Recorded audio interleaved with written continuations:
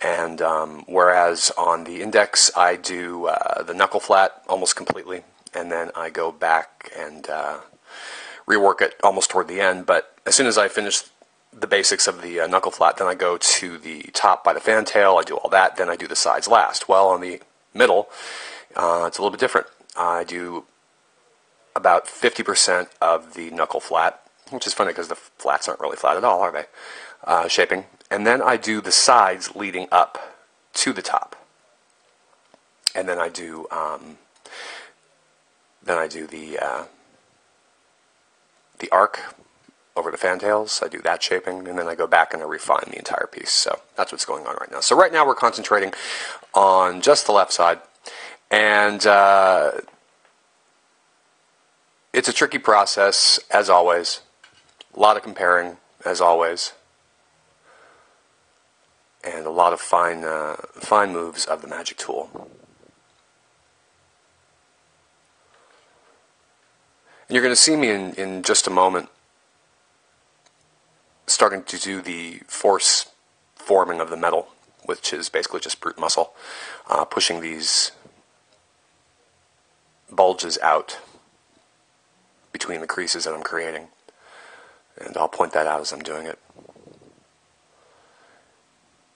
And again, you know, what you're getting used to as you're watching this, and what I'm getting used to as I'm doing the commentary over it, is I'm going through this footage and I'm finding the best parts to kind of cross dissolve and keep things interesting, showing the procedures. And at this point, even though this isn't in close up, I think by now you're going to know that that's okay, because while I'm going to show you virtually every move here, and I am showing every move I make on these, between all the comparison segments and posings, by the end you'll get that 1.5 minute rotation and turnaround of all the detail to show all this fine detail that I did and the shapes, and you'll have enough to go on if you're following me along. And I'm going to try not to get as breathy as I did in the microphone. I'm having to actually edit some of those out because you're getting these long, windstorms. I kept that one in because it needed a good demonstration. It needed a good demonstration.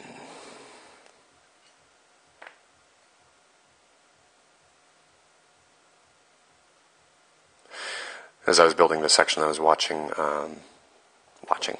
was running Nightmare 1 and listening to the commentary. Commentary is great. If you haven't gotten into the habit, for those who enjoy movies, I think still a lot of the public, if you're not a real cinephile like I am, you'll kind of ignore the commentary sections on DVDs. And I think if they knew actually how enjoyable it was, they'd check it out. Some of them are so insightful. Some of them just suck. If you've ever listened or watched the commentary to Sam Raimi's original Spider-Man, it is one of the worst commentaries I have ever heard in my entire life. I've heard some bad commentaries on film. But I mean, talking about, remember the print on that wallpaper? Yeah, didn't we spend like 2 weeks getting the print for that spidery wallpaper? Yeah. And I thought, the spider webs could have been a little bit. It's like, shut up, dude. Really? Shut the fuck up. Talk about the film and the effects and something more interesting. Commentary on Superman, the original Superman, Richard Donner, is actually really cool if you take the time to listen to it. Very informative about the film. Ridley Scott, I can take him or leave him with his commentary. He basically just, talks about the film itself and nothing really interesting or introspective surrounding it.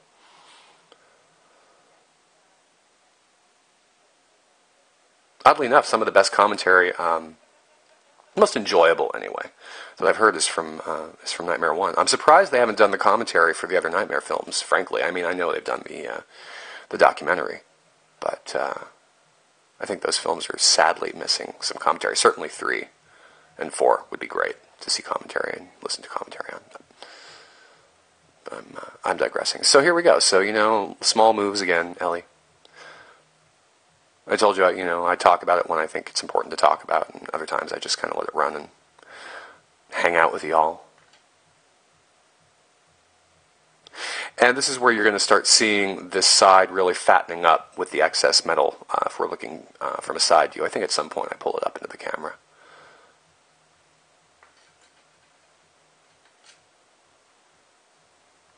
And, you know, as with everything, trust me, I mean, I know this is a bit tedious, but, I made a commitment to show the process, and if you feel like skipping over stuff, you might miss something. I might, those little words of faux wisdom might creep in here and there. So you're really stuck. If you really want to watch this and learn how I do it, you're stuck. You're fucked, dude. The map says you're fucked.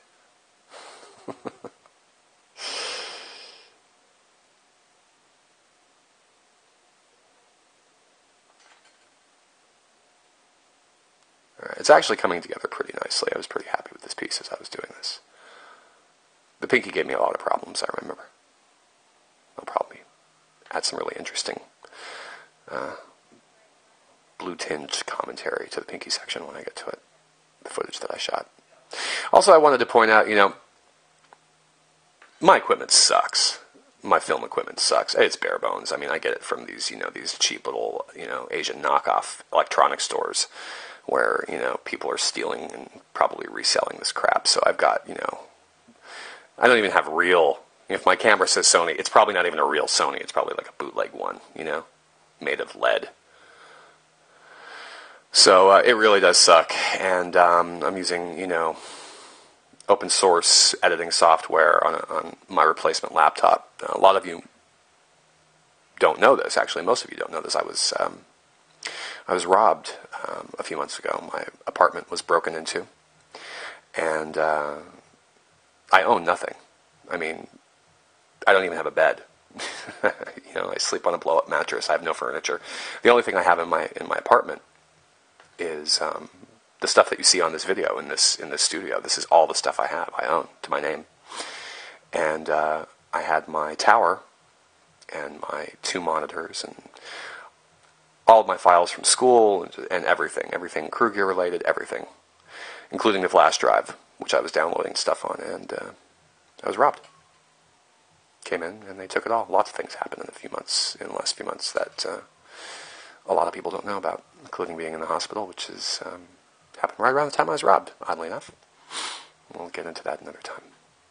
So I had to save up for a couple of months and shoot all this footage and save it on my memory stick. Couldn't even get into the editing process until I got a laptop, and I got this piece of shit replacement laptop that I'm working on now that you see in the background until I can get a new computer again, which is going to be some time.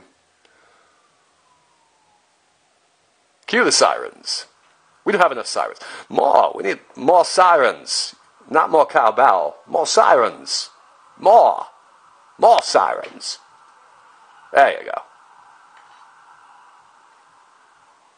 Guess somebody's dead. Dying, maybe. I don't know. Hope it's not too painful. Pain. It's no good. Quick death. That's better.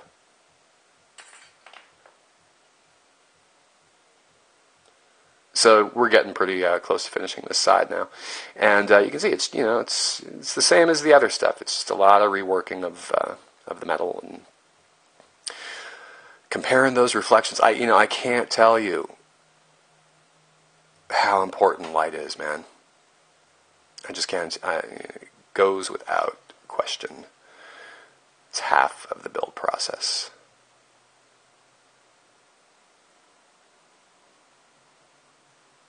And this right here is actually me straightening out a goof. I do make accidents. I do have accidents every now and then. And I had rounded that off a little bit too much, so I'm straightening it out a bit. Getting that dent a little higher.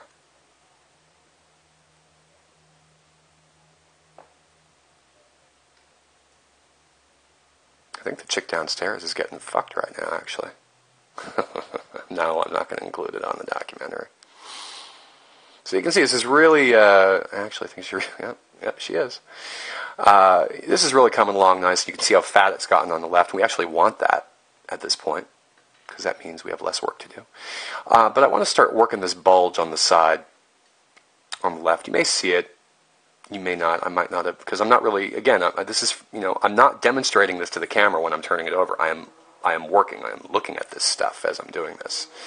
And if I remind myself to show the camera, I will. But there's this little bulge right there where my thumb is on that side of the metal, and I'm trying to match it across the surface of the piece, and it's kind of it's a very, very subtle rounding on that side, and it only shows up from like a really certain angle, and so much of this detail only shows up from really, really certain angles. As the glove, turns over, so it's not just straight.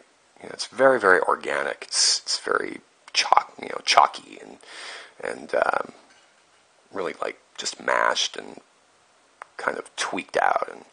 But in order to match that up, you have to get in there and pretend that you're making these accidental mistakes that were made when the glove was built, and it's just fucking maddening. I wish I could do this in one swipe, I really do. The other side's going to be far more interesting, guys, because that's going to start leading into the arc and the knuckle flats. This will be the longest section right here, and it's almost over. Also, I want to touch base on something in terms of the quality of the recording on this. I mean, you can tell my energy levels are up and down across the board on this because, I mean, right now it's it's 1 in the morning, and other times it's 5 in the afternoon or whenever I'm making this and recording this. And certainly when I'm on camera, the energy is quite different. But I'm having to really kind of almost shout when I'm filming myself. So I tend to either I catch myself. I sound a little like hyper, or my voice is high, or I'm out of breath, or what have you, because I'm always rushing around doing something. So I must seem really, really manic. It's kind of how I see myself on these things, and it's just a trip to watch yourself on video. I certainly come off like a geek. There's no doubt about it. And, interestingly enough, and here's the last bit of side commentary on me, and I wanted to bring this up a while ago. As you're all watching how much I obsess over this, right? And what would somebody who's watching that, think? Well, God, this guy is really into these gloves. Well, no, I'm not, actually. I would just assume never build them again at this point.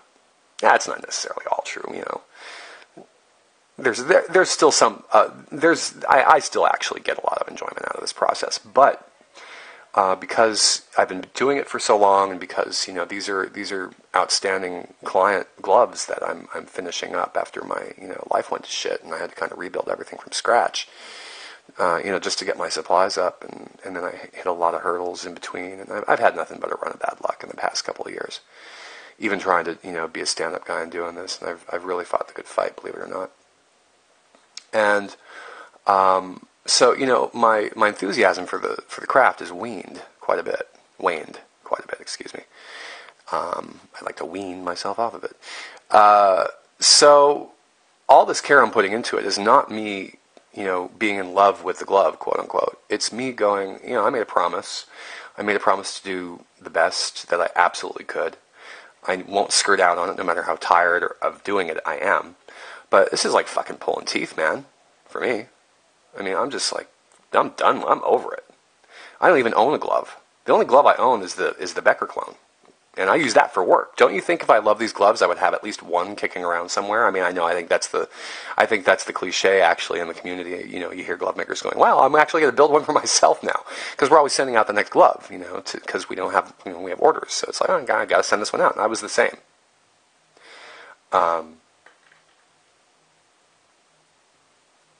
But yeah, I mean, I don't care anymore about them. I really don't. I'm into other things. I'm obsessive by nature, but if I was sitting here doing a drawing, I'd be obsessing over the drawing the same way I'm doing the glove. There's no favoritism here. This is just doing my job. And as soon as this job is done, it's very doubtful I'll be doing this anymore. Very, very doubtful.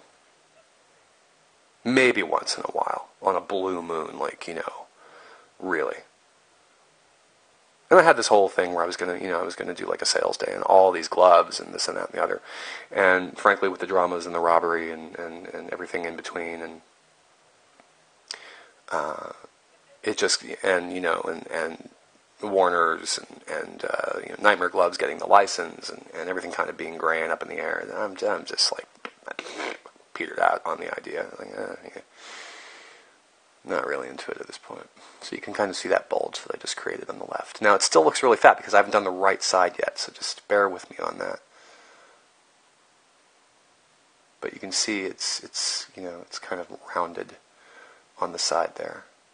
And also you have to keep in mind when you're looking at this stuff, the non-aged, or rather the pristine color-treated copy I'm making versus the DESA is going to look inherently larger and inherently more pronounced in every detail because there's so much aging and weathering on the DESA, and it really tends to hide a lot of the detail just from the darkened areas, being by their nature darker.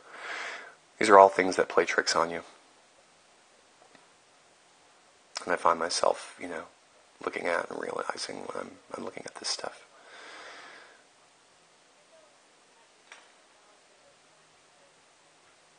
So here we go. So now I think I'm starting to force form this metal even more now. You'll see me give it a quick push with my thumb. And again, it's even more severe on the other side when I do it.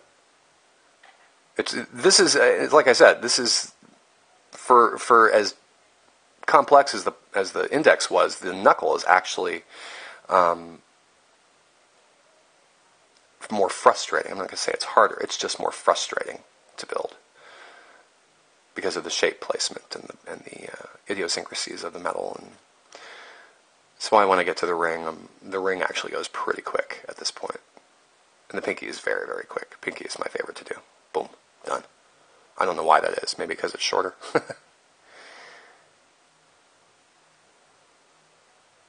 So it's looking pretty good at this point. We're pretty happy. And got about 2 minutes left on this section before we start on the right-hand side of this piece. And I'll go back and I'll tweak this side again as soon as I start working on the knuckle flat. And then especially, we have a bit of the reworking process when I start doing the metal sculpting, and there will be sculpting sections around the flat, on the sides, adjustments in width and breadth and all that stuff. But I'm really going to fast track that shit.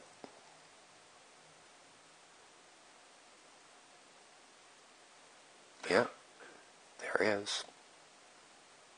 Let's give it one more look. Come on, Trav. No? Okay. So yeah, the left side is basically done in terms of the basic shaping. And we're going to leave that alone now. We're going to start on the other side. And actually also start torquing the metal and torquing the piece over.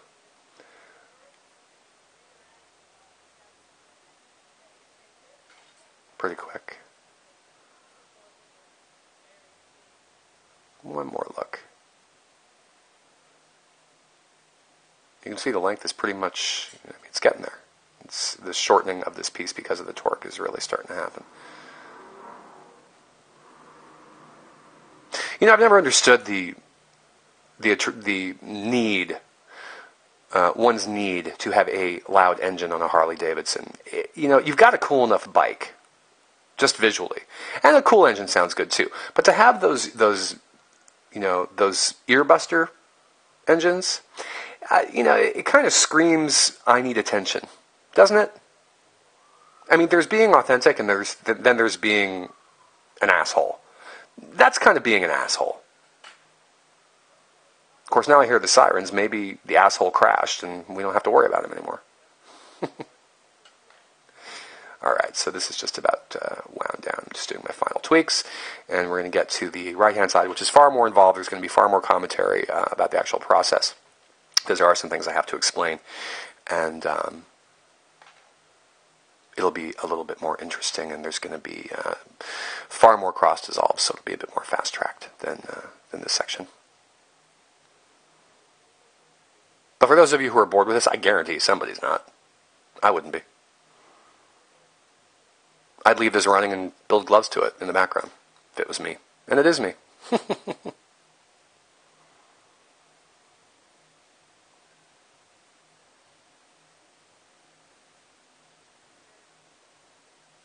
And remember, if I go quiet, I'm just going quiet.